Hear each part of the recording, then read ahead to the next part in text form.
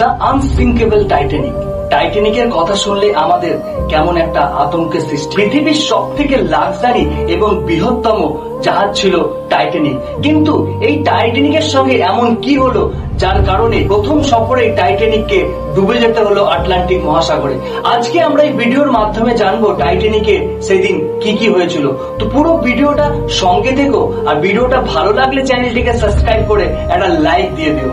RMS Titanic, যা এক সময়ের সব থেকে বড় এবং লাক্সারি জাহাজ ছিল, 10 এপ্রিল 1912-তে সাউথহ্যাম্পটন ইংল্যান্ড থেকে নিউ ইয়র্ক পর্যন্ত তার প্রথম সফরের জন্য পাড়ি দেয়। বড় বড় ইন্ডাস্ট্রিয়ালিস্ট থেকে একটা বিজনেসম্যান থেকে সাধারণ মানুষ নিয়ে 2240 মতো টোটাল প্যাসেঞ্জার এই জাহাজে উপস্থিত ছিল। প্যাসেঞ্জার ছাড়াও সেই পোর্টের লক্ষাধিক মানুষ টাইটানিককে দেখতে এবং প্রথম সফরে শুভেচ্ছা জানাতে ভিড় জমায়। প্যাসেঞ্জার, ক্রিউ মেম্বার এবং সেই শুভেচ্ছা জানাতে আসা লক্ষাধিক মানুষ কোনোভাবেই কল্পনা করতে পারেনি যে কিছু ঘন্টার ব্যবধানে এই বিশালাকার জাহাজটির সঙ্গে কি ঘটতে চলেছে, যা এই পৃথিবীর সকল মানুষকে আতঙ্কিত করে তুলবে। টাইটানিকের কনস্ট্রাকশন 1907 সালে হোয়াইট স্টার লাইন কোম্পানি শুরু করে, যা দীর্ঘ 1200 দিন এবং 2000 ওয়ার্কার নিয়ে কঠোর পরিশ্রমের মাধ্যমে বানানো হয়। টাইটানিককে বানাতে সেই সময় $7.5 মিলিয়ন খরচা হয়, যা এখনকার সময়ে $198 মিলিয়ন।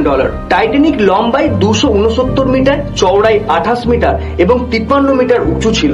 এই জাহাজ যারা বানিয়েছিলেন তাদের কথা অনুযায়ী টাইটানিক আনসিঙ্কেবল ছিল, যার অর্থ এই জাহাজ কোনো মতেই ডুবতে পারে না। কিন্তু সেই সময়ের সব থেকে লাক্সারি, সব থেকে মূল্যবান এবং আনসিঙ্কেবল জাহাজ কোন কারণে, কিসের জন্য আজ অন্ধকার সমুদ্রের 4000 মিটার গভীরে পড়ে রয়েছে? সেদিন এমন কি হয়েছিল যার কারণে 1500 জন মৃত্যুর শিকার হয়েছিল? নানান রকম রহস্য এবং হাজার হাজার লোকের আর্তনাদ। না ডুবে যাওয়া জাহাজে ডুবে যাওয়ার আসল কারণ জানবো আজকের ভিডিওতে। 10 এপ্রিল 1912 দুপুর 12টায় টাইটানিক নিজের প্রথম যাত্রা শুরু করে।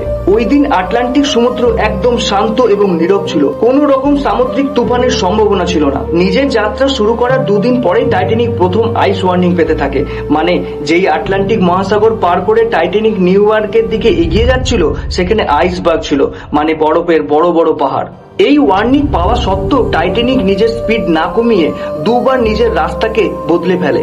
এর দুদিন পর 14 এপ্রিল আবারও টাইটানিককে 7টি আইসবার্গের ওয়ার্নিং দেওয়া হয়, কিন্তু শিপের ক্যাপ্টেন এবং ক্রিউ মেম্বার এই ওয়ার্নিংকে ইগনোর করে দেয়। যেই কোম্পানি টাইটানিককে বানিয়েছিল তাদের তরফ থেকে ক্যাপ্টেন স্মিথকে স্ট্রিক্টলি অর্ডার দেওয়া ছিল 7 দিনের মধ্যে টাইটানিককে নিউ ইয়র্কে পৌঁছে দেওয়ার। ঠিক এই প্রেসারের কারণেই ক্যাপ্টেন স্মিথ এই ওয়ার্নিং ইগনোর করে এবং টাইটানিকের স্পিড ক্রমাগত ইনক্রিজ করতে থাকে। এখন টাইটানিক মহাসমুদ্রের যে এলাকায় পৌঁছেছিল সেখানে চারিদিকে ছিল ঘোর অন্ধকার। টাইটানিকের থেকে 107 কিলোমিটার দূরে আরো একটি এসএস ক্যালিফোর্নিয়ান নামের জাহাজ ছিল, যারা টাইটানিককে এক অনেক বড় আইসবার্গের ওয়ার্নিং দেয়, কিন্তু এই ওয়ার্নিংকে ইগনোর করা হয়েছিল। এর কিছু ঘন্টা পর শিপ ক্রিউ মেম্বারদের চোখে পড়ে এক দৈত্যাকারের আইসবার্গ। এই আইসবার্গ 400 ফুট লম্বা এবং 100 ফুট উঁচু ছিল।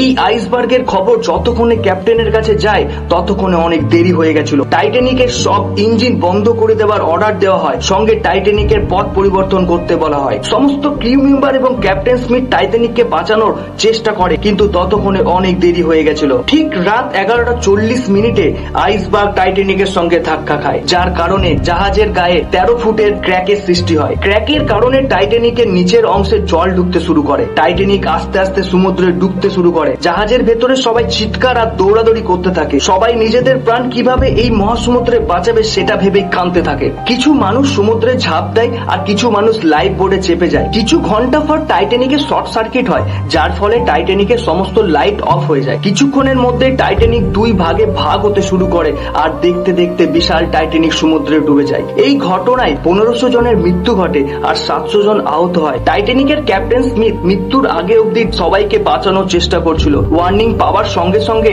এমার্জেন্সি হেল্পের জন্য সিগন্যাল পাঠিয়ে দেওয়া হয়েছিল, কিন্তু যতক্ষণে কোনো শিপ সেখানে পৌঁছাতো ততক্ষণে অনেক দেরি হয়ে গেছিল। টাইটানিককে বানানোর সময় এমন কিছু ভুল করা হয়েছিল, তা যদি না হতো তাহলে টাইটানিকের কাহিনী আজ অন্যরকম হতো। আইসবার্গের ওয়ার্নিং পাওয়া সত্ত্বেও টাইটানিকের স্পিড কমানো হয়নি। তার ফলে যখন টাইটানিকের দিক পরিবর্তন করার চেষ্টা করা হয় তা বিফল হয়। এছাড়াও টাইটানিকে যে সমস্ত ক্রিউ অ্যাজ এ অ্যালার্টম্যান হিসেবে কাজ করত তাদের কাছে কোনো রকম দূরবীন ছিল না, যার ফলে তারা এই বিশালাকার আইসবার্গকে দেখতে পায়নি। টাইটানিকের গায়ে যে রিবিট ছিল সেগুলো স্টিল দিয়ে না বানিয়ে কাস্ট আয়রন দিয়ে বানানো হয়েছিল। এই রিবিট গুলির দ্বারাই লোহার বড় বড় অংশকে একে অপরের সাথে জোড়া লাগানো হয়। কিন্তু এই কাস্ট আয়রনের কোয়ালিটি ভালো না হওয়ার কারণে আইসবার্গের ধাক্কায় তা সহজেই ভেঙে যায়। টাইটানিকে মোট 32টি লাইফ বোটের ক্যাপাসিটি ছিল, কিন্তু মাত্র 20টি লাইফ বোটকেই জাহাজে রাখা হয়েছিল। যখন লাইফ বোটে মানুষজনদের বাঁচানো হচ্ছিল তখন সেই লাইফ বোট গুলিকে ঠিকভাবে ভরা হয়নি। সেই লাইফ বোটে শুধুমাত্র ধনী ব্যক্তিদের নিয়ে আসা হয়েছিল। কিন্তু যদি ঠিক করে বোটগুলিতে মানুষ ভরে নিয়ে আসা হতো তাহলে মৃত্যুর সংখ্যা অনেক কম হতো। সমুদ্রের যে অংশে টাইটানিক ডুবেছিল সেখানে জলের তাপমাত্রা -2°C ছিল।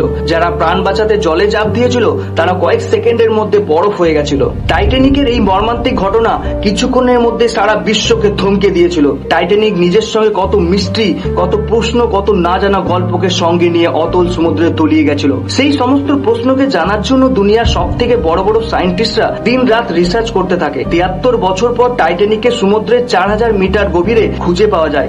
এবার টাইটানিকের রহস্য থেকে পর্দা ফাঁস করার সময় এসে গেছিল। রিসার্চ করার সময় সায়েন্টিস্টরা বুঝতে পারে আইসবার্গের সঙ্গে ধাক্কা লাগা ছাড়াও টাইটানিকের সঙ্গে এমন কিছু হয়েছিল যা আমরা এর নেক্সট পার্টে আলোচনা করব, যেখানে আমরা জানবো সায়েন্টিস্টরা কি এমন পেল যা টাইটানিকের কাহিনীকে বদলে রেখে দেবে।